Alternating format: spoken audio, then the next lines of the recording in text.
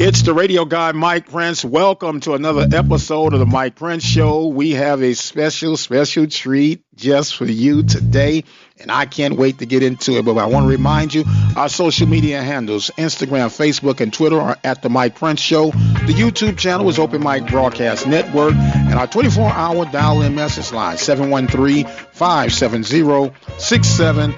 Without any further delay, we're going to jump right into this one. I cannot wait. It all starts off tonight at 6:30, and I am joined by a couple of harassers, but harassers in a good way. They are representing the JSU, I love none other than Brother Charles Bishop and Sonja Stamps. How you guys doing today? How you doing, Dr. Prince? I'm doing great, sir. Mike, doing well. Hey, how you, Sonja? Yes, I am well, Michael. You well? Yourself? Okay, well, good, great. For those of you who join in with us and listen today, you know Sonja Stamps is a regular here at the Open Mic Broadcast Network. Brother Charles, with the sports, you know the title, man. Give me that title. Yes, Dr. Bill's inside the HBCU Sports Lab every Tuesday, 6 to 7, KCOH Radio. KCOH Radio. Well, look, guys, it is, as Sam Cooke says, it's been a long time coming. Big matchup, Thursday night matchup, premium matchup between Jackson State and Prairie View. Sonja, we're going to allow our guests to come on in and join with us on today. Absolutely. And give your spiel, man, on what are your prognosis of this thing coming up. I know you guys are JSU alum and supporters, and I'm not going to steal any more thunder. I'm going to let you all express how you've been feeling about your season thus far. Well, Mike, I have to be honest. It has been a tough season for Jackson State. They've been a bit of an enigma, if you will. They have looked good in fits and spurts, but when it's been bad, it's been kind of bad. So the huge win last week against Mississippi Valley, getting that win in overtime to kind of get the proverbial monkey off their back. But it's been a tough few weeks for Jackson State, and it seems as though they're trying to find some things, trying to run the football a little bit more. But I tell you what, it's been a tough go, especially at the quarterback position. Okay, Sonja, what's your spiel? I know what your spiel is, but go ahead and we'll give you a chance to jump on this. Well, just to piggyback off what Charles said, what he's saying is absolutely true. It's been some rough patches, as you and I spoke on last week, Mike, regarding the penalties that Jackson State and Prairie View have been dealing with. Looks like they made some adjustments on Saturday. We had a little touch and go at the beginning of the first half due to Quincy Casey coming in as quarterback, which I told you I didn't think that was a good idea. Bringing Ponder in, turn things around for us, and we won it. We won it thoroughly in overtime. So I'm hoping they continue making adjustments and beat your beloved Prairie View. Notice I didn't say anything. I didn't say anything behind that. I noticed the silence. I noticed the silence.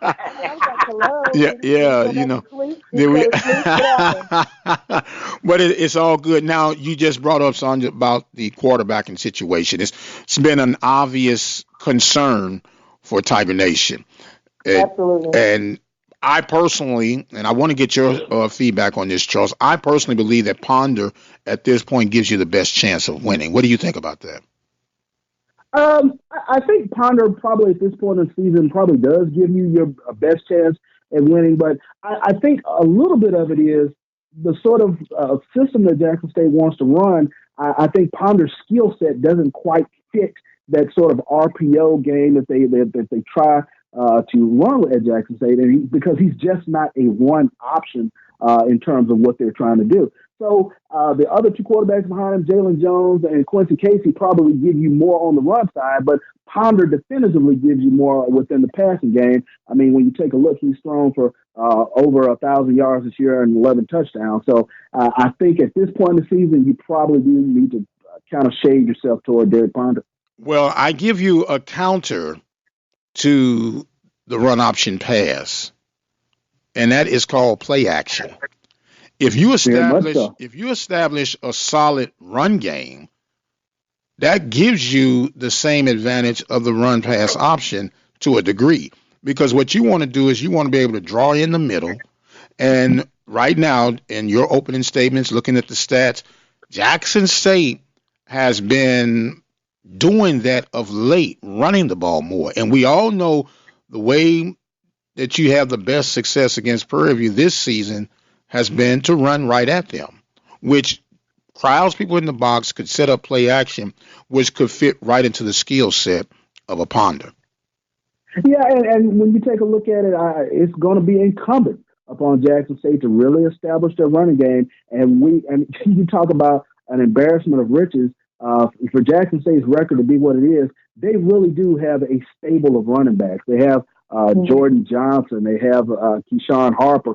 They had a new young man come out last week, Kimani Clark.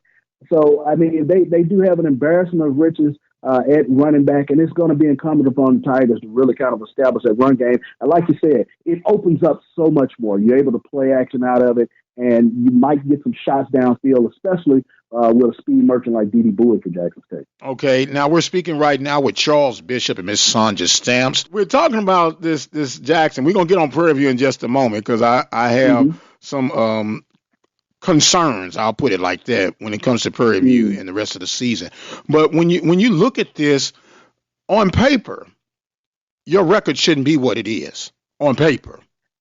Yeah, on paper, the record should not be what it is. Like I said, and it's sort of an enigma team. There is a tremendous amount of talent on, especially on the offensive side of the ball for Jackson State. When you talk about the stable of running backs, Ty Montgomery, Jordan Johnson, Keyshawn Harper, and Kimani Clark, and they also have a very good skill set with the receivers. With the gentleman that they have as receivers, the aforementioned D.D. Bowie is a tremendous receiver for Jackson State, but for whatever reason, it has just not come together, and it's been another disappointing season from an offensive standpoint for the Tigers. Okay, I asked Sonja this question last week, and Sonja, you can't nudge nor interfere on this part right now. He has I'm not saying a word. Has to answer it on his own. Yes, sir. With the way things have unfolded right now at this point of your season, if John Hendricks is to win out the rest of his season, do you bring him back for year number 2? I think stability more than anything is what Jackson State needs. And I think when you take a look at the turnover since the departure of Rick Comegy, when you take a look at he said it. He said it. Oh yeah. I have no problems. I have no problems with it. But I mean, the proof was in the record. I mean, they've kind of done a 180 since the departure of Rick Comegy. But you take a look at Harold Jackson, to Tony Hughes, to John Hendrick. I think more than anything, and the Jackson State fan base really deserves to have a little bit of stability there at the head coaching position, and for Coach Hendrick to build a program if it is in a trajectory that we all would like to see. Now that everything kind of comes unraveled. Things aren't in the trajectory in terms of what you would like to see, but I think it's very important that Jackson State kind of get on a roll, especially about this part in the season, if for the future of John Hendrick. Now, second part of that question, I'm assuming that first part was a yes. If he loses the rest of the games, or say he loses 2 out of the 5 games remaining, or he only wins 2 out of 5 games remaining, does he have that same stability? It'll be tough. I'll be honest. Jackson State fan base is a very tough fan base, and you know this with programs that sort of have that pedigree, like your Grambling, your Southerns, your Jackson State. Hey, the standard is the standard. So you have to put something together now if you're trying to, encourage stability within the program. And like I said, it depends upon the play. I think you want Jackson State to start going in an upward trajectory, but if the play is not dictating that, I don't have per se an issue with whatever changes that Ashley Robinson might need to make. Okay. Well, I'm not going to, and I get accused a lot. You and I have spoken, Charles, Sonja and I have spoken. I don't ask for nobody to get fired from their jobs. They say No, not at all. right, Not but at all. I do present the facts. And if you're not doing what we brought you here for, I didn't bring you in to look cute on the sidelines and be color coordinated, and we can't kick a paper bag free in the middle of a hurricane. I'm sorry. That's not what you're there for. You're there to win games. But let me interject now. Like I said on last week's show, Charles did agree with me on the first part of the question. However, like I said last week, he inherited a mess. So it's not like Jackson State went to the championship or we made it to the playoffs last year, the last couple of years. He inherited a mess. And you have to give him time to develop a program, and because the pieces are there. The players, I think we have a great bunch of players. It's just been the coaching has been really, it just hadn't been where it needs to be. I honestly believe that the talent level has gotten better at Jackson State, and I kind of agree with Sonja. Want to get some stability. Okay. What do you guys believe, since you're both agreeing that, stability is the key? How much time is ample time to allow Hendricks the opportunity to turn this thing around? That's a sort of a nuanced question, Mike, because I think the play kind of dictates the time. I think if every fan base kind of knows what is good game management and things of that nature. In Jackson State, I have to say, and I'm very complimentary of the fan base. Not only are they passionate, but they're extremely smart. And if they look and see that the product is not, where it should be, and they're very cognizant of game management, game situations, and what should be done when, those are the things that you kind of have to take a look at in terms of where this program is. Are you doing the small things that are helping you get to the win column, or doing the small things that are helping you get to the loss column? So those are the type of things that dictate the time that a coach has. Man, you know what? I couldn't ask you a better scenario question. There's no secret that I'm very open about my beloved Panthers. I'm very open and opinionated about things that I see operational and things that I have questions with. And I believe expectations, if they're realistic, should be expected, of a fan base, of an alumni base, of a financial supporter base, and as a broadcaster base, which leads me to my beloved Prairie View. I think that Prairie View has been underachieving. I really believe that. I go back and forth with Sonja about this every week. Pound for pound, there's not another talented squad in this conference outside the conference when it comes to Prairie View. Okay. But I guess the question becomes, Mike, is it just a matter of when, not if, in terms of when Prairie View is able to break through? I agree with you. They've been pound for pound one of the best teams in the SWAC over probably the past 5 or so years. And I think Dr. Bill and I talked one night about just where Prairie View is within the win-loss record. They're right up there with everybody else. But the Achilles heel was once Grambling, and now the Achilles heel kind of looks to be Southern. So, but I still think as a program, the trajectory is in the right place. Trajectory works just like perception and reality. Your reality is only my perception until you've been on that side. See, and here's what everybody looks at. When outside, and if winning is not important, I'm listening to two JSU loyal supporters. If winning is not important, if it's not important, why do we keep a record? If winning's not important. If winning is not important, why do we keep a score? No doubt about that. If winning is not important, why do we recruit?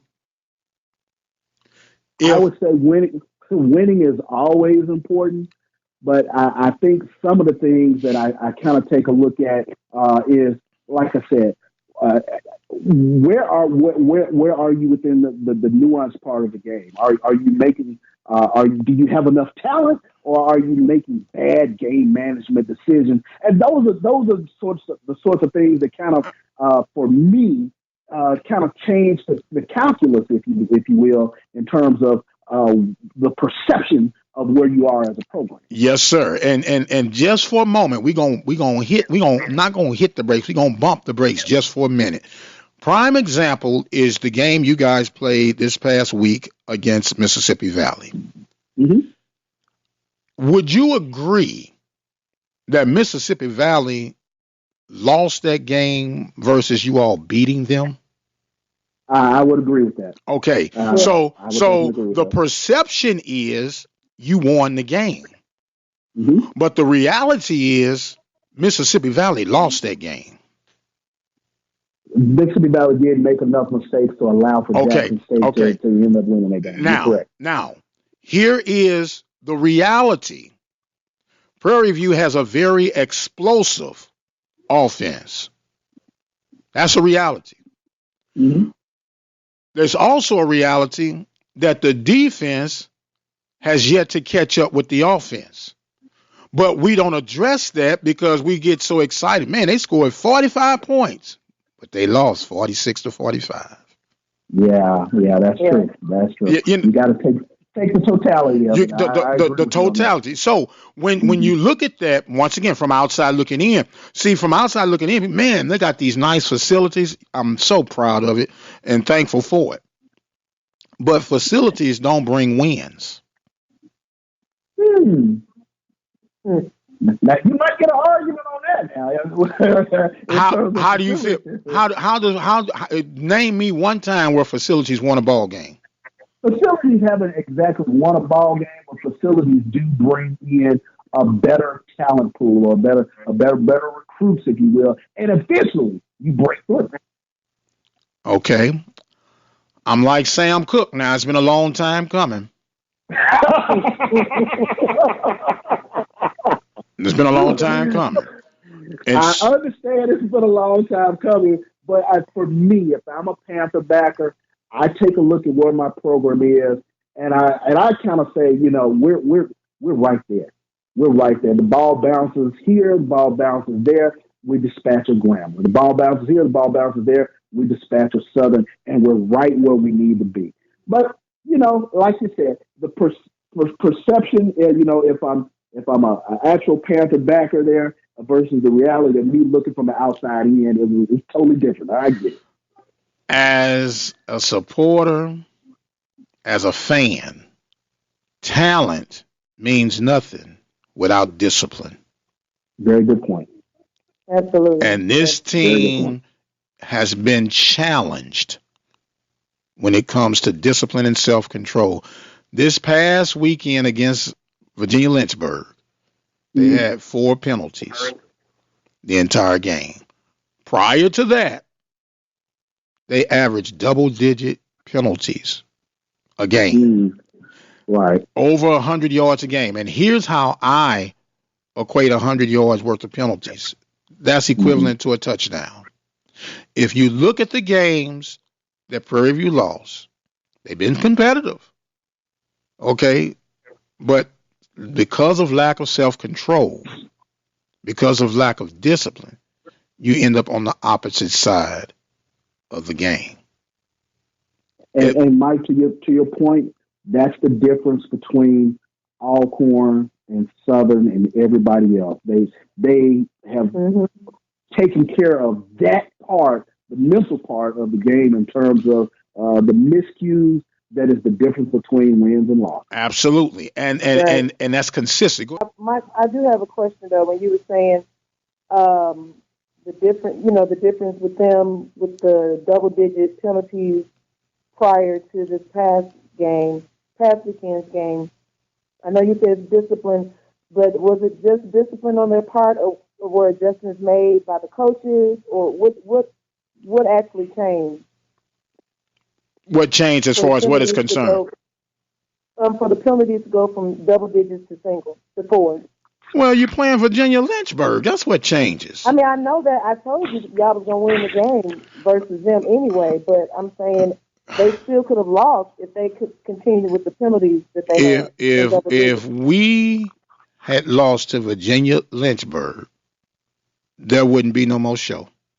Just like that we lost to Mississippi Valley last week. No, you don't hear me, Mama. Yeah. You don't. No. It's just, No. Mississippi Valley, although they're struggling this, that, and the other, they are a legitimate Division I program. yeah, they are. Okay. But it's still, Virginia Lynchburg student body is under 400 people. Right. If Prairie View, A&M University, if any SWAC team loses to Virginia Lynchburg, you need to shut that program down. Yeah, you can go ahead and fold it up if you lose to Virginia Lynchburg. See, that to me, that you talked about the intellect as a fan. That's an insult to me as a fan to schedule Virginia Lynchburg and Edward Waters in the same year. Mm. That's an insult to me. Now, we talk about the intellect, right, of the fan base. Everybody wants to see a winner, and you want to put yourself up against the best possible competition. Mm-hmm. Don't give me a team, and this is no knock. You work with what you have. You give them credit for showing up and putting out what they had to put out there. But man, we're nobody concerned about Prairie View playing Virginia Lynchburg. Come on, man. They said that was definitely a homecoming gift. Man, it was an extension to the party. Hey, man, the party's going on over here, but if y'all want to go, it's a game across the street. Hey, I mean, let's be real, man. I guarantee you, 50% of the people showed up, didn't even know who we were playing, and didn't even know where Virginia Lynchburg even came from, didn't know what conference they represent, didn't even know what the school colors were, didn't even know that they were the Dragons. Yeah, that'll happen. Pretty much. Good point. Okay, so, I mean, to me, that's a game where you work your guys who on the red shirt bubble, work out some wrinkles. And I even said last week, if you allow Morton and Tucker to play past the first half, something's wrong. Yeah, I would tend to agree with you. It didn't go the way you wanted if they're playing beyond the first half. Right. So then you have you guys coming in on Thursday night. Then we have Edward Waters. Really? Yeah. You're a tough one, Mike, I tell you. I'm okay. Okay. Here's a reality check. Here's a reality check. Let's just say right now Prairie View's 2-4 overall, right? Mm-hmm. Okay. Is it 2-4? Yes, 2-4. Let's say we go on a roll. Let's say we go on a roll and we win out these 5 games. We'll end up 7-4, right? Okay. That's the reality. Mm-hmm. But when you look at the schedule, what would the perception say? Man, the perception would be there's Edward Waters and Virginia Lynchburg, but let me throw something out there. I will trade you your 7-4 for to get Jackson State of 7-4 right now. Well, all you gotta do is schedule Virginia Lynchburg, Lynchburg and Edward Waters, and you halfway home. Well, we have Kentucky State, but I mean they are a little bit better than Virginia. That was tough. Y'all just recut that wound open, man. Sonja did that one. I was like, well, I wasn't gonna even bring it up. That's 2 weeks ago. But since you brought it up, what? I mean, I'm just like that was embarrassing. Period. I mean. That's what I'm saying. So, see, I think that's what adds to it. You have more to lose as a SWAC program when you schedule these type of opponents than you do the game. You got what I'm saying? You lose to Western Kentucky or just whatever Kentucky it was. You lose them. You lose Kentucky State. Charles, do you remember the conversation I had with you prior to Texas Southern playing Missouri S&T? Oh yeah. I say, man. Yeah. Don't be surprised, bro. Don't be surprised. Yeah. And boom, there you go. Yeah, and all my research on them was they were a very good Division II team, and we've seen it this past season, especially playing SIAC teams. Jackson State lost to Kentucky State. Morehouse took Alabama A&M right down to the very last play of the game. We've seen Tuskegee beat Jackson State, so yeah, those you can't discount. Those games before they're played because those guys they come out to play hard too. No doubt about it. But Mm-hmm. they're not Virginia Lynchburg and Edward Right. Waters neither. Well, you're not Virginia Lynchburg. No doubt about that. Okay. That was just like a couple of years ago when Willie Simmons' first year, the University of Faith out of Florida. I remember that.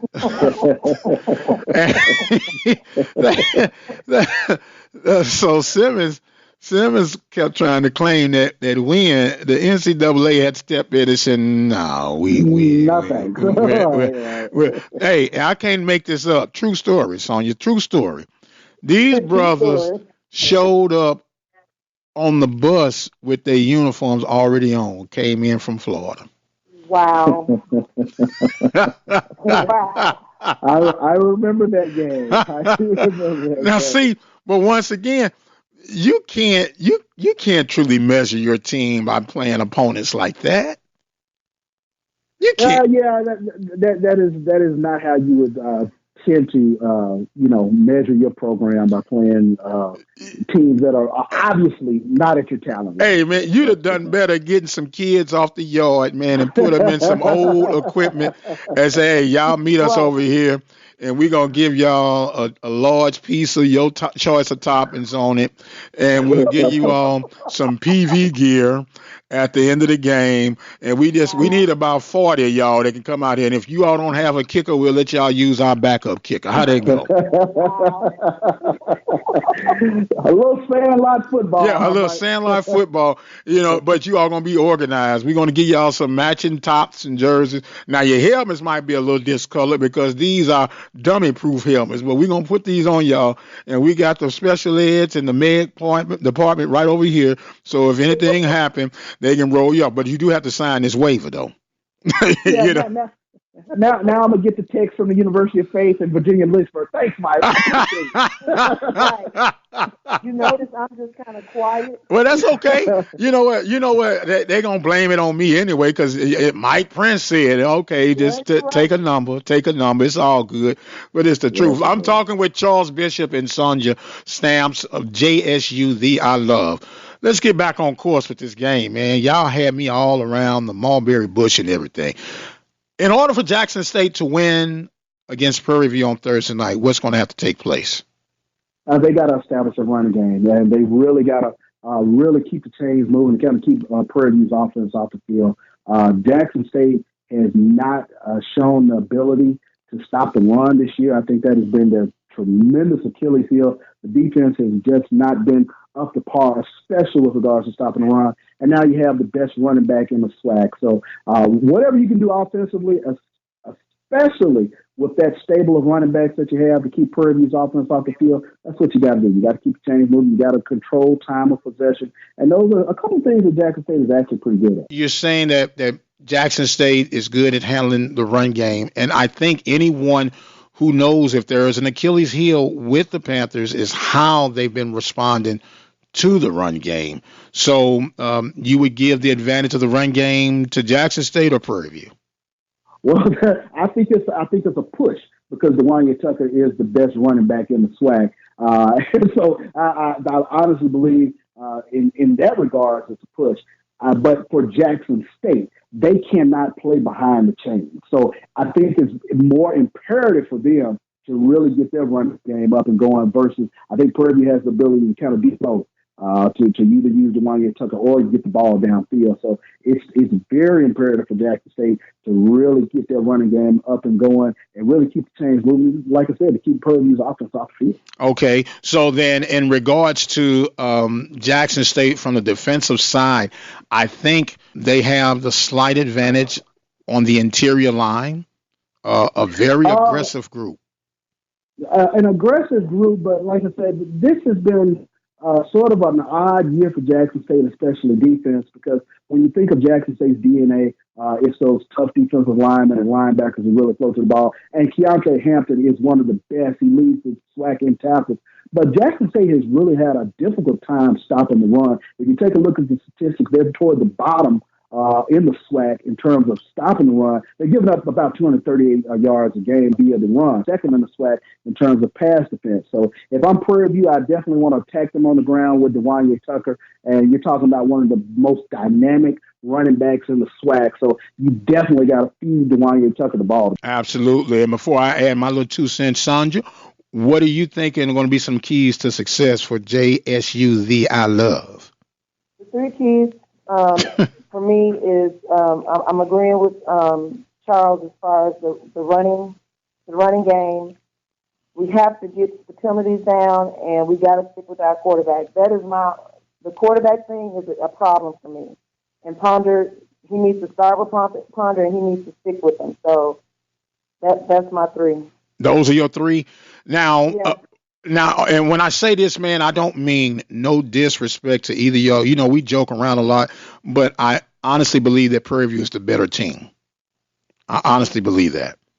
No, I agree with you based on what Jackson State has been doing this season. When you take a look coming into this game, it has been a rough go for Jackson State, especially offensively. It has looked like previous years, and I think there's been a shock to the Jackson State fan base because a lot of the fan base are really excited. You had the freshman transfer from the University of Florida, Jalen Jones, coming in, and we were just really kind of excited about where this offense was going to go this year. And like I said, we've seen it in fits and spurts. We've seen against Tennessee State, they rushed for over 350 yards. We saw it last week with Kenyani Clark, but it has not been consistent.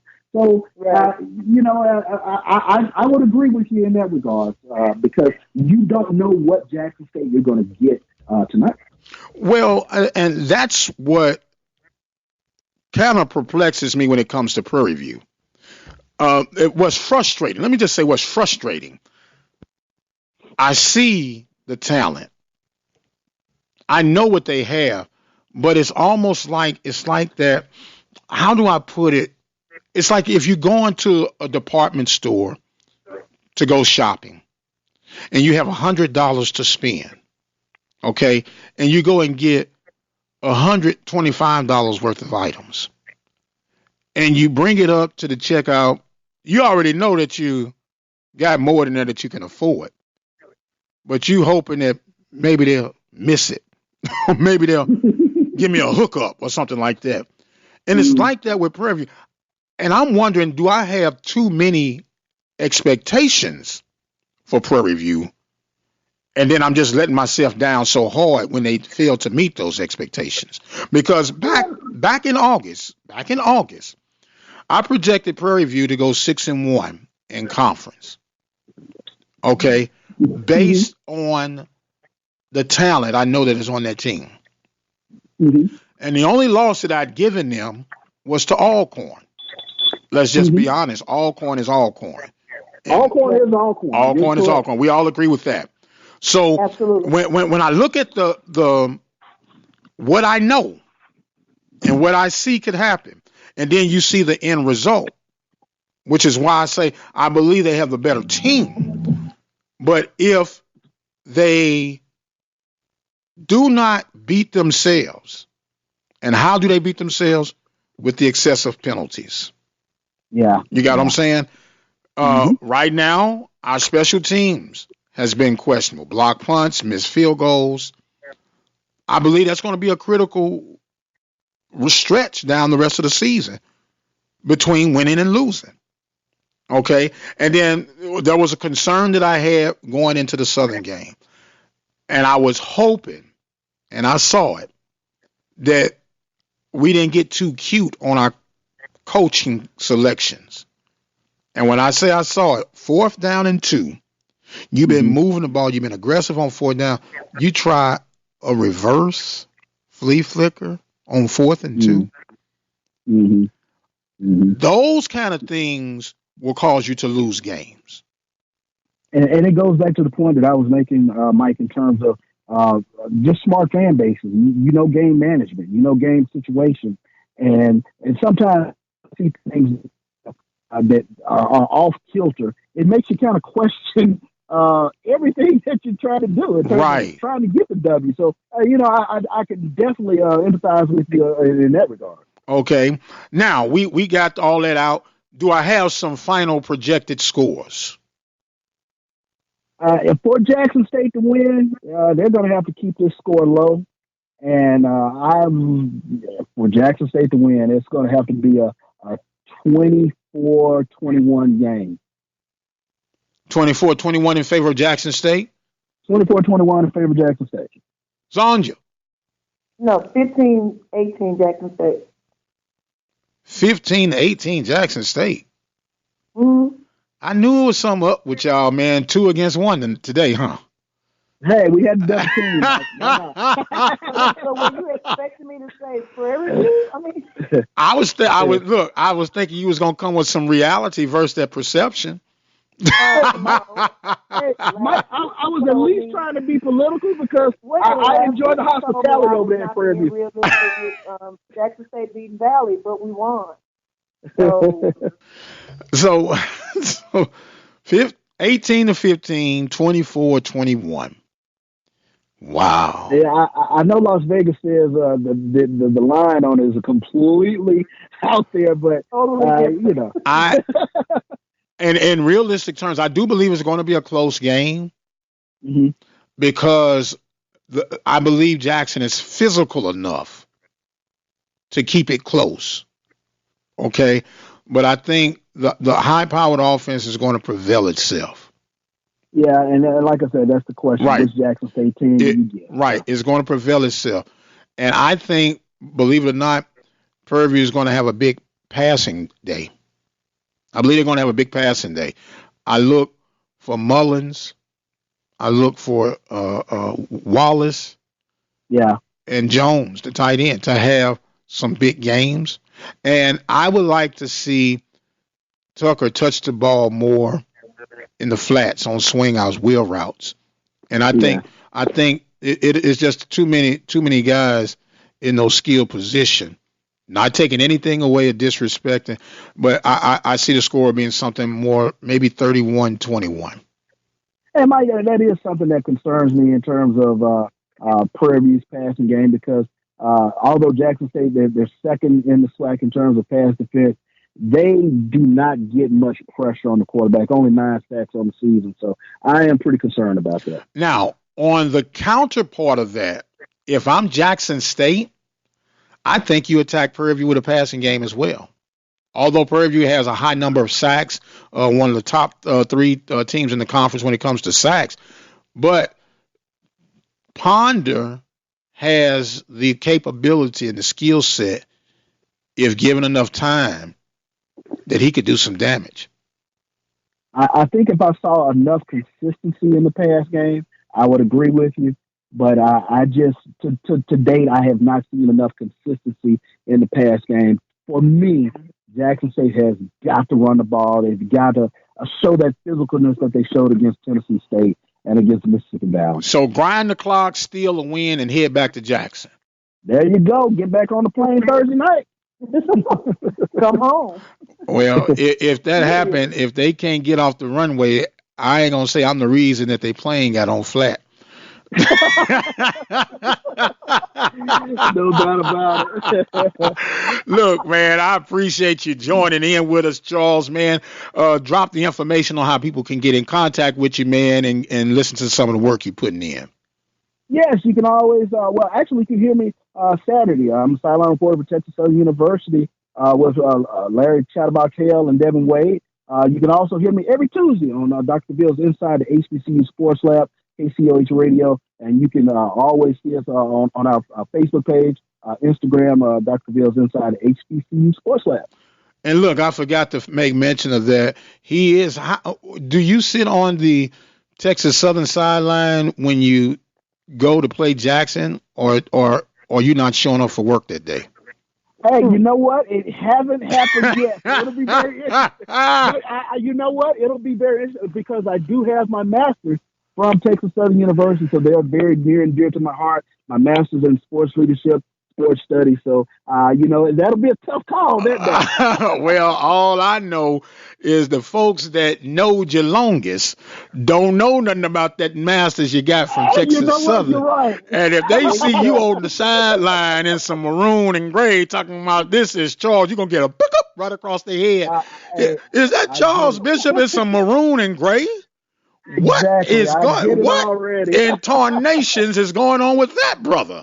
I know that is. So all I hope is that your insurance is paid up when you travel back to Memorial Coliseum. How about that? How about that, Mike? Hey, man, we appreciate you, man. Keep doing a great job, and we'll be talking to you real soon, all right? I really appreciate coming on, and I thank you once again. Mike, you gave me my start, so I can never thank you enough. So I really appreciate you having me on. All right, man. You be blessed, man. Love you like a fat kid love candy. No doubt about it. All right. You be good, bro. Thanks. All right, Sonja, you feel good now. You had your JSU reunion and all this, that, and the other. You feeling good now? That is, that's my other sports mentor. I have three, you, Charles, and Wesley Peterson. And it's always great to chop it up with him. I learned so much from you guys, and I'm actually, Charles introduced me to you. So I'm very appreciative to him for the hookup, getting to know my prince. And so it was great. That was a good show. I'm thankful that I was able to be a part. Well, so as Bishop, I got to blame for all this harassment I've been getting from you. I was trying to figure out, how did this child end up all in my bin whack? No, I'm just not. All the way in Jackson, Mississippi. No, but it's all good. Hey, my mission in life is to try to leave an impression and an imprint everywhere I go. Some appreciate it, some don't understand it, some just flat out don't like it, but it won't stop me from being who I am, because that's all I can be until the Lord calls me in. Do you have any final thoughts and comments, Miss Lady Eagle 2223, whichever number? Might as well say 24 too. No 24. Please follow me on follow and like and share on my sports page, Tuesday Sports. That is on Facebook. I'll be getting on Instagram as well soon. But it'll be the same handle, Tuesday Sports. Like and share, and invite other friends to like my page. All right. Thanks. We're gonna win. Oh, see. Okay. Yeah, you did say that, but that's okay. That's okay. Thanks to our guest on today, Brother Charles Bishop. Thank you to Miss Sonja Stamps, and thank you guys for joining in and listening with us. Don't forget, you can visit the website at obnradio.com. The YouTube channel is Open Mic Broadcast Network. I want to thank our sponsors for today. Attorney Lee Van Richardson of Hempstead, Texas. Texas Farm Bureau Insurance of Waller, Texas. Diva Skin Conditioner of divafeet.com. That's DIVAH feet.com. And we also want to thank the Prairie View Athletic Club, serving student athletics since 1986. I've got the exit stage left. But until the next time, you guys be blessed, and we'll see you on the other side.